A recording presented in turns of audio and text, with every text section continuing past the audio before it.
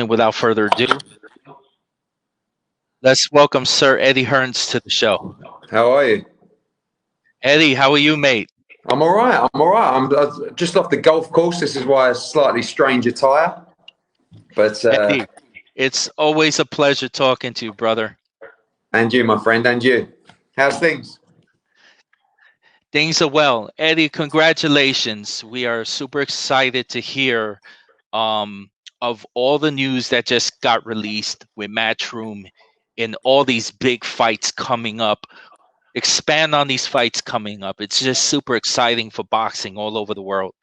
Yeah, so obviously, there was a big change with the world, as we all know, with the pandemic. And I feel like boxing had great momentum going into it. We were flying, broadcasters were spending a lot of money, fans were excited, and then all of a sudden, bang, everything comes crashing down. So we had to sort of reset and readjust, and plan and plot. And obviously with no crowds, it really changes the dynamics and the fundamentals of the sport and the business as well. So a lot of people were coming back in studios and stuff like that. And for me, growing up around boxing is all about the energy of the crowd, the atmosphere, the visual impact that the sport has. And I just felt that in studios, you just wouldn't get that, So we had an idea here at our headquarters, just outside of London, to stage the events outdoors in the garden of the headquarters. We would call it Fight Camp. We would take control of a hotel just down the road for the testing facilities. And we would do something different. We would have fireworks in the field. We would have had the fighters coming down the hill, all that kind of stuff. And sometimes I get a little bit of criticism from the hardcore fans. So it's not about the fireworks outside the ring. It's inside the ring. It's about everything. It's about delivering a great product for the broadcasters, for the fans watching at home, and inside the ring as well. So our first one starts on August the 1st. Then we go August the 7th, the 14th, and we culminate with Dillian Whyte against Alexander Povetkin on August the 22nd, along with Katie Taylor and others as well. So we were able really to bring a big fight back quite early, because you see a lot of people coming back with smaller fights. There's many reasons for this. There's no crowd to generate the revenue, to pay the guys the big money. And I feel like when you come back, you've got to come back with a good competitive product. So I want to come back with 50-50 fights. If it means our B-level guys against our B-level guys, great. But what we can't afford is the A-level guys against the D and E level guys, because without a crowd, it's going to be horrible to watch.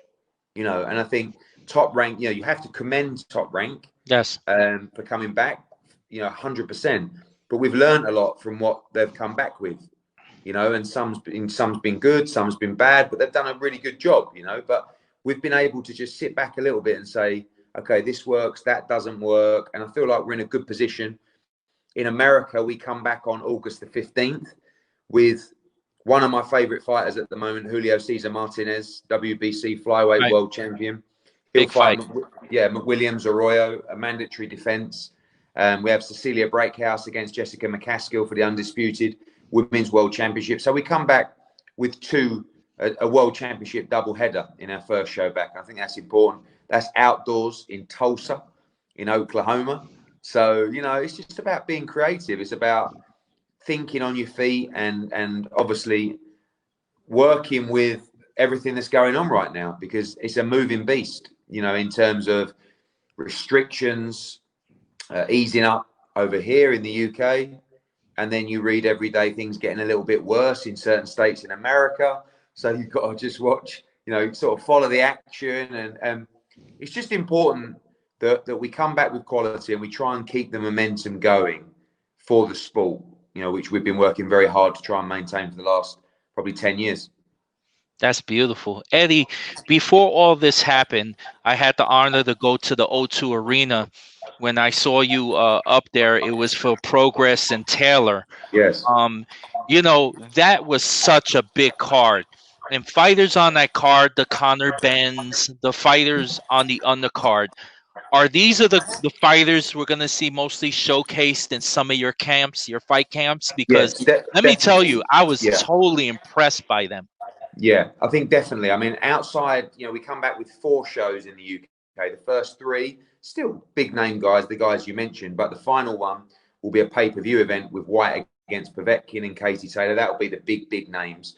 But it's a really good chance for those guys, those guys that would normally box on the undercard to headline fights, get great exposure, keep their career moving. And, we're all facing challenges now. It doesn't matter if you're a fighter or a promoter or a manager or a trainer.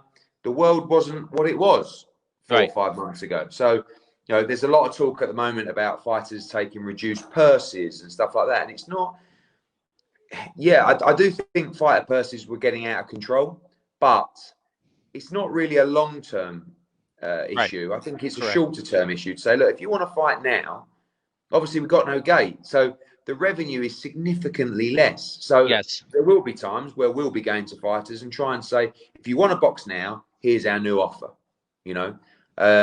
But if you want to wait till the crowds are back, obviously you have a contract and that stands. So it all depends on the type of fight, and it's going to be difficult for everybody. And I think, broadcasters will also say, well, maybe it's not the same product.